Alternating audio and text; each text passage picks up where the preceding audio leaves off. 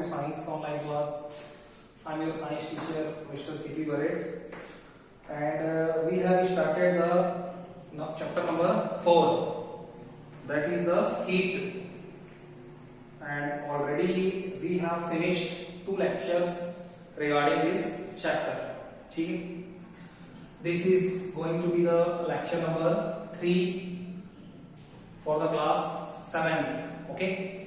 And what we have discussed till now, according to that, we have seen the definition of heat, we have seen the definition of the temperature, why some of the objects they appear as cold, why some of the objects they appear as warm, what is the reason that the heat flows from the higher temperature zone towards the lower temperature zone, and after that, one most important thing, we have seen how the temperature is measured. So according to that, we actually came in the topic of thermometer. What is the thermometer? Thermometer is a measuring device which is used to measure the temperature of the objects. And according to that, we come to know one first thermometer. It is known as a laboratory thermometer, which is generally used in the laboratory for measuring the temperature of the so many other things, temperature of the chemicals, you can say, temperature of the some of the objects. So that laboratory thermometer we have discussed in my last lecture. What was the construction? What is the temperature range? Okay, that we have already discussed in my last lecture. In the same series, right now the another category of the thermometer is also there, and right now today we will discuss about this particular thermometer. Right now see, the second thermometer, it is known as a clinical thermometer. Clinical thermometer, no problem. Clinical, what is the meaning by clinical here? Clinical means it is attached with the clinic, and when we talk about the clinic, so directly we relate this with the doctors. In short form, clinical thermometer is a type of the thermometer which is used for measuring the temperature of the human body. A kind of the thermometer which is used for measuring the temperature of the human body, it is called a clinical thermometer. Same thing I have written, you can see. A thermometer which measures our body temperature of the human body, that is called the clinical thermometer. Clinical thermometer, that is the more important for us as compared to the laboratory thermometer. Laboratory thermometer, पहले वाले whatever I have discussed with you, that was the laboratory thermometer, and right now what we are going to discuss, that is the clinical thermometer. दोनों के बीच basic difference क्या होते हैं, that also we will see here. Construction point of view से भी कुछ differences हैं, that we will see in terms of the construction. Right now see the board carefully. Okay, I have made the simple diagram of the clinical thermometer. You can say clinical thermometer I have written here, and this is the diagram. Diagram is very much necessary when we are going to talk about the construction. Why? Because what I will deal with you, that same thing I will show you here in the diagram also. Diagram को theory से relate करना पड़ेगा, theory को diagram से relate करना पड़ेगा और बताना पड़ेगा कि what ever I have told you, अब देख लो डायग्राम में ये है कि नहीं. ठीक है, so many things are common in between the laboratory thermometer and clinical thermometer. What was that? For example, अच्छा, मेजर टेम्परेचर को इंडिकेट कौन करता है बेटा? The liquid which is filled inside the capillary tube. Last time भी मैंने आपको बताया था when we were talking about the laboratory thermometer, क्या बताया था?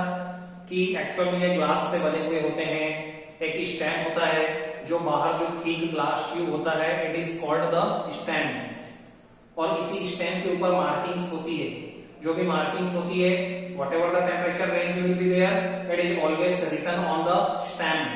Stem was the thick glass. It is a stem was made by the thick glass material, and actually it protects the thin glass pipe-like structure which is called the capillary tube. Hindi में क्या meaning हुआ कि stem जो होता है वो thick glass material से बना हुआ होता है, बाहर की तरफ होता है। All the markings means all the temperature range by which that particular thermometer is designed, it is generally written on the stem. जो भी टेम्परेचर की रेंज होती है, कहां से कहां तक ये मेजर कर सकता है, that is generally written on the stem. Stem करता क्या है? Stem protects the inner structure of the thermometer. Stem जो अंदर के स्ट्रक्चर को भी प्रोटेक्ट करता है। कैसे प्रोटेक्ट करता है? Because inside the thermometer a thin glass pipe-like structure is there, a thin glass space is there, that is called the capillary tube. एक ट्यूब जैसा स्ट्रक्चर होता है बिल्कुल मिडिल में, inside which the mercury is rising and falling down, जिसके अंदर ही जो mercury का लेवल होता है, जो मरकरी होती है वो या तो राइज होती है लेवल वाइज, आइदर इट में फॉल डाउन, या तो वो लेवल कम कर सकती है, नीचे गिर सकती है।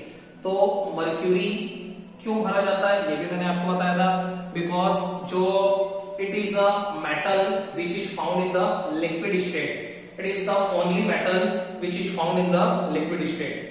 मर्क्यूरी केवल एक ऐसा सिंगल मेटल होता है जो कि लिक्विड स्टेट में पाया जाता है, एग्जिस्ट करता है at the normal temperature, and after all it is the temperature sensing metal.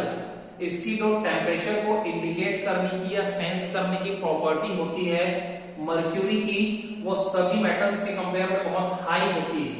और दूसरी बात, it is found in the liquid state, and that's why mercury is used as a temperature sensing element, and generally it is always filled inside the thermometer.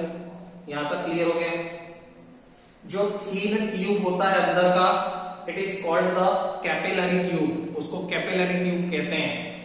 और capillary tube का पीछे का जो हिस्सा होता है, जो बैक का पोर्शन होता है, इट इज जनरली सील्ड, उसको सील कर दिया जाता है, बंद कर दिया जाता है।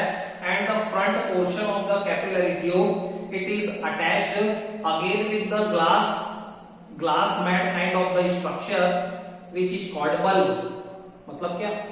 आगे का जो सिरा होता है वो भी ग्लास से बने हुए एक स्ट्रक्चर से जुड़ा होता है, which we generally call bulb of the thermometer, जिसको हम लोग थर्मामीटर का बल्ब बोलते हैं। और ये वही बल्ब होता है inside which the mercury is stored, जिसके अंदर मर्क्यूरी को स्टोर करके रखा जाता है।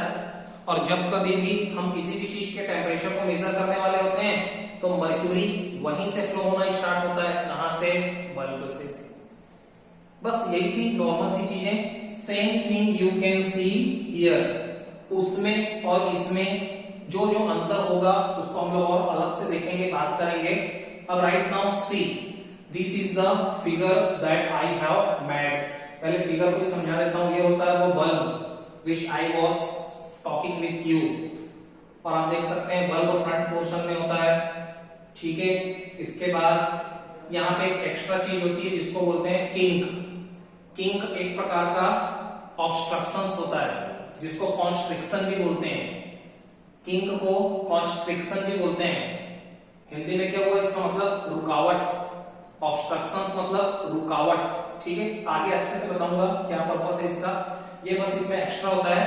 और किंक जो होता है ना बेटा, यहाँ पे हमने इसको स्ट्रेट ड्रॉ कर दिया, बट जनरली आपने अगर थर्मामीटर को देखा हो तो ये इस तरीके का थोड़ा सा होता है।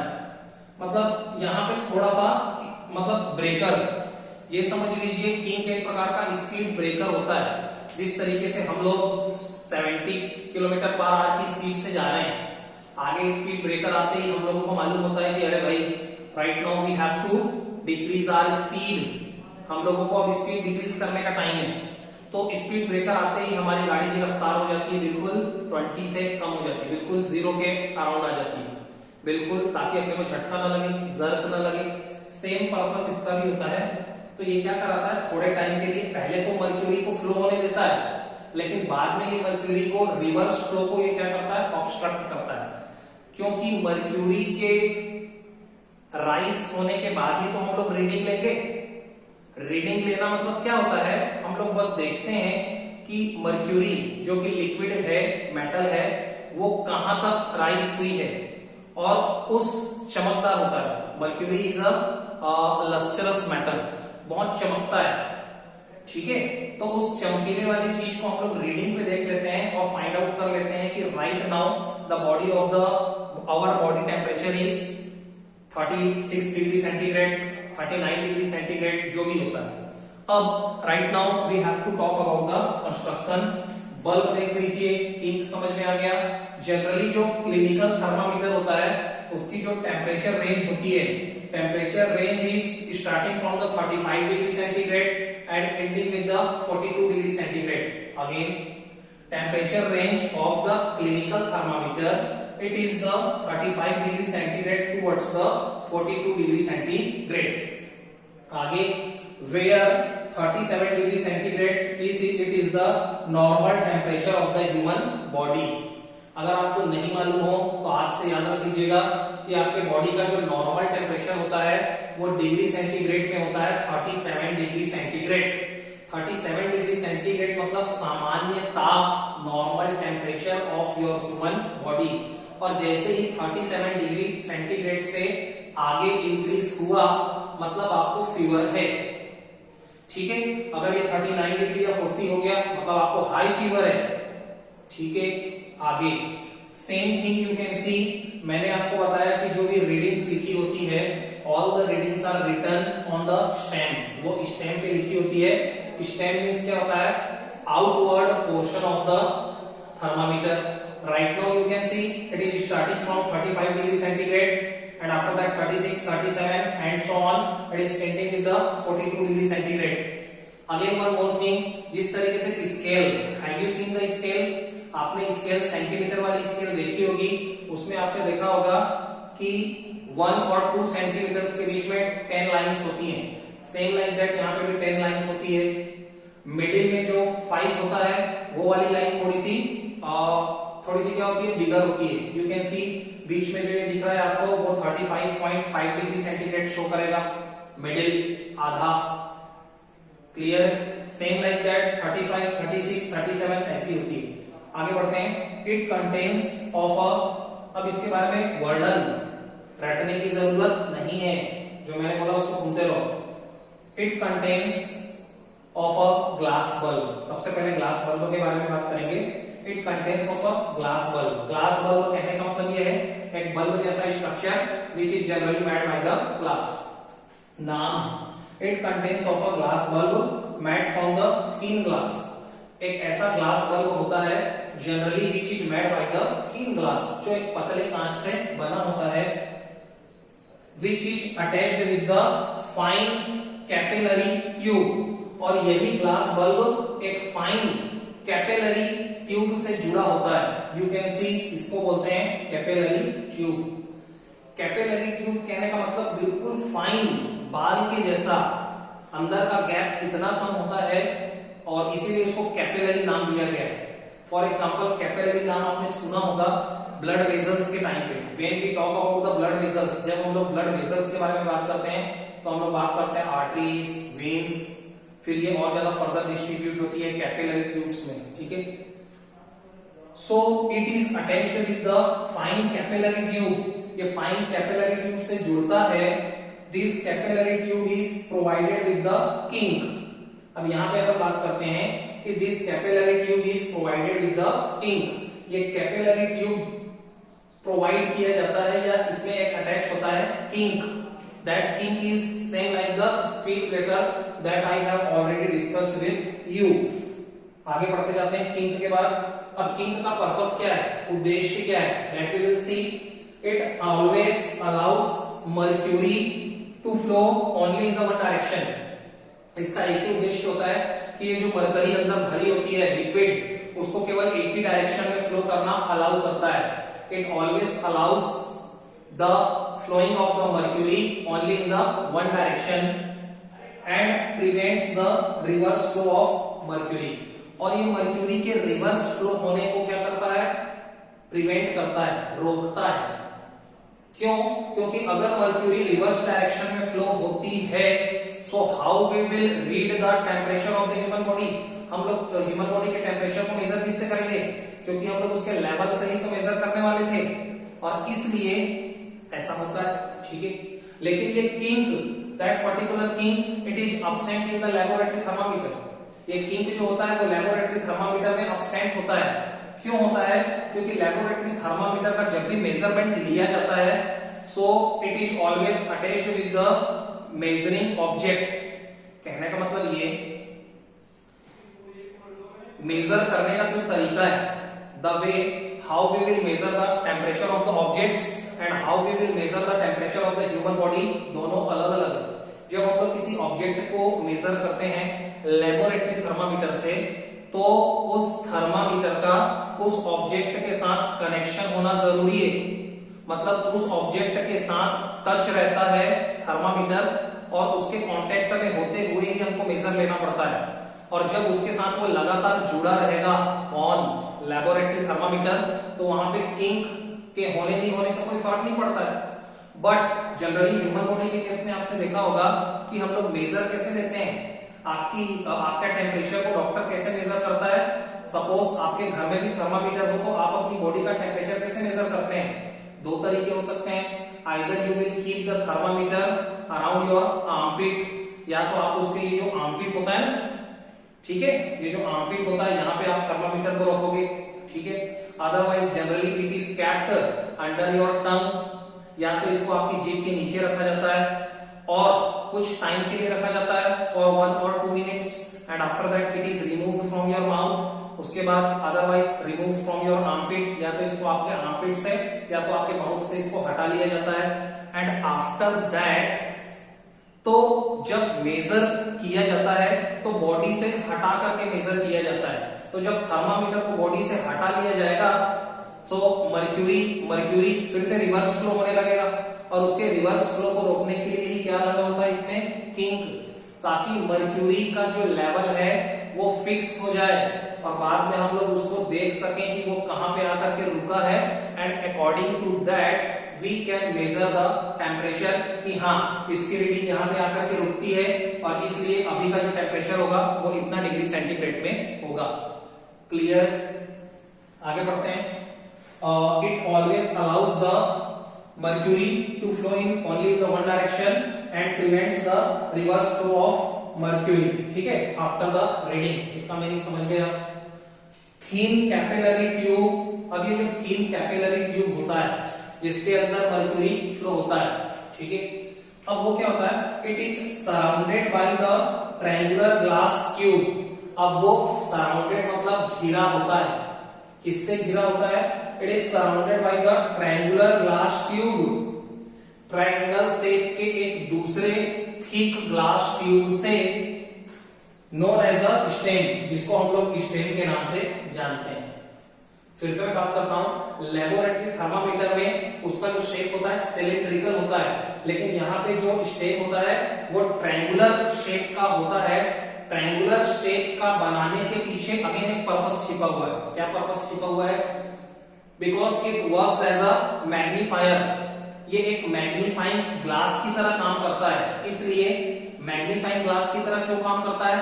ताकि जो मर्क्यूरी का जो लेवल होता है वो अपने को नजर नहीं आता है, तो रीडिंग अपने को बराबर से नजर आए। यहाँ पे जब हम लोग ह्यूमन बॉडी के बारे में बात करते हैं, so it is we are not measuring the temperature of any non living things. हम लोग नॉन लिविंग थिंग्स के बारे में बात नहीं करते हैं, हम लोग एक लिविंग बॉडी के बारे में बात करते हैं। गलतियां हो सकती हैं, और इसलिए एक मैग्नीफाइंग ग्लास की तरह काम करने के लिए इसका सेट जो होता है वो ट्रायंगुलर ग्लास की तरह होता है। उसकी वजह से क्या होता है कि रीडिंग बहुत ज्यादा परफेक्ट हो जाती है, एंड इट हेल्प्स। आगे सेम चीज लिखी हुई है, the capillary tube is surrounded by the triangular glass tube known as a stem, it works like the magnifying glass की तरह काम करता है and suitable for the reading, और ये हमको रीडिंग लेने में मदद करता है, हेल्प करता है, हमारी रीडिंग में कोई मिस्टेक नहीं होती। All the readings are marked on the stem, जितनी भी रीडिंग्स होती है starting from 35 degree centigrade ending with the 42 degree centigrade, all are written on the stem, ये सभी स्टेम पे लिखी हुई होती है। Okay, 37 degree centigrade is written with the red ink, और जो 37 डिग्री सेंटीग्रेड होता है वो जनरली रेड इंक से लिखा होता है। रेड इंक से लिखने के पीछे पर्पस ये है because it is considered as a normal temperature of the human body, इसको नॉर्मल टेम्परेचर माना गया है ह्यूमन बॉडी का, तो एक इंडिकेशन के रूप में वो रेड से लिखा होता है। बस यही हो गया इसका construction. Figure I have made here, figure is very much important for you to draw at your notebook, आप भी अपनी नोटबुक में इसको ड्रॉ करेंगे। दूसरी बात, एक बात मैं आपको ये बताना भूल गया कि 35 degree why the readings are started from the 35 degree centigrade and ending with the 42 degree centigrade. Reading 35 degree centigrade से स्टार्ट हो करके 42 डिग्री सेंटीग्रेड पे फिनिश होता है। क्यों ऐसा? इसलिए होता है because the temperature of the human body never falls down below 35 degree centigrade. Meaning क्या हुआ कि जो ह्यूमन बॉडी का टेम्परेचर होता है वो कभी भी 35 डिग्री सेंटीग्रेड से नीचे नहीं आ सकता। Same like that it never increase by the 42 degree centigrade, और ना ही ये 42 डिग्री सेंटीग्रेड से ऊपर जा सकता है। और दोनों ही केस में अगर ये ऐसा होता है, ठीक है, अगर ये 35 डिग्री सेंटीग्रेड से नीचे चला जाए the temperature of the human body, otherwise it will increase with the 42 degree centigrade, और ये 42 डिग्री सेंटीग्रेड को इंक्रीज कर जाए तो दोनों ही कंडीशन में द मैन विल डाई, जो इंसान होगा वो मरेगा। और जब इतना टेम्परेचर जनरली फॉल होता ही नहीं, इंक्रीज भी नहीं होता, डिक्रीज भी नहीं होता, that's why the reading is always started with the 35 ending with the 42 degree centigrade. One more thing was remained, एक और बात आपको बताना भूल गया मैं, किंक का पर्पस होता है कि ये मर्क्यूरी को अलाउ करता है flowing only in the one direction, ताकि हम लोग अच्छे से रीडिंग ले सकें। लेकिन रीडिंग लेने के बाद इस मर्क्यूरी के लेवल को फिर से कहां पे लाना है? बल्ब पे लाना है, ताकि दूसरी बार second time we can use this thermometer, हम लोग फिर से इस थर्मामीटर को यूज पे ला सकें। तो उस मर्क्यूरी के लेवल को नीचे लाने के लिए क्या किया जाता है बेटा? We have to simply give some jerks. जिस तरीके से मैंने, मान लो ये थर्मामीटर है तो मैंने इसको झटका दिया, जर्क दिया, इसी तरीके से इसको थोड़ा सा झटके देने पड़ते हैं, जर्क देना पड़ता है, और जर्क देने के बाद ये मर्क्यूरी किंक को पार करके फिर से बल्ब के अंदर स्टोर हो जाता है फॉर द फर्दर रीडिंग। ठीक है, तो ये सारी बातें थी।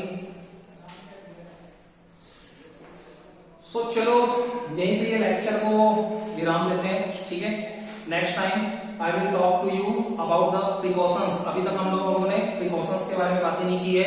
प्रिकॉशंस मीन सावधानियां, what precautions are necessary when we are going to take the measurements. जब भी हम लोग मेजरमेंट्स लेने के लिए जाएं तो कौन कौन सी चीजों का अपने को ख्याल रखना चाहिए before taking the measurements, measurement लेने से पहले, and after taking the measurements, measurement लेने के बाद।